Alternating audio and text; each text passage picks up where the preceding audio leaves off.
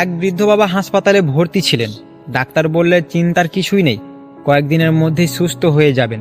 ছেলে প্রতিদিন বাবার পাশেই বসে থাকতো, ওষুধ কিনতো, সেবা করত, রাতে ঘুমাতো না। একদিন বাবা ছেলেকে বলল, বাবা তুই বাড়ি চলে যা, এত কষ্ট করার দরকার নেই, আমি ভালো আছি। ছেলে শুধু হেসে বলল, আপনি ছোটবেলায় আমার জ্বর হলে দিন রাত ঘুমাননি, আমি কি 3টা রাতও আপনার জন্য জাগতে পারবো না? এই কথা শুনে বৃদ্ধ বাবার চোখ ভিজে গেল। হাসপাতাল থেকে ছাড় পাওয়ার পর এক আত্মীয় ছেলেটিকে জিজ্ঞাসা করলো, এত কষ্ট করলে কেন? সবাই তো এতটা করে না। ছেলেটি শান্তভাবে উত্তর দিল, ছোটবেলায় আমি হাঁটতে পারতাম না, তাই বাবা আমাকে কোলে করে পথ পার করিয়ে দিত। আজ বাবা হাঁটতে পারে না, তাই আমি তার হাত ধরে হাঁটাচ্ছি।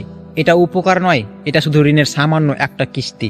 সেদিন আশেপাশে দাঁড়িয়ে থাকা অনেক মানুষই বুঝতে পেরেছিল, যে বাবা মা আমাদের ছোটবেলায় একবারও হিসাব করেনি, তাদের জন্য বড় হয়ে হিসাব করতে যাবেন না।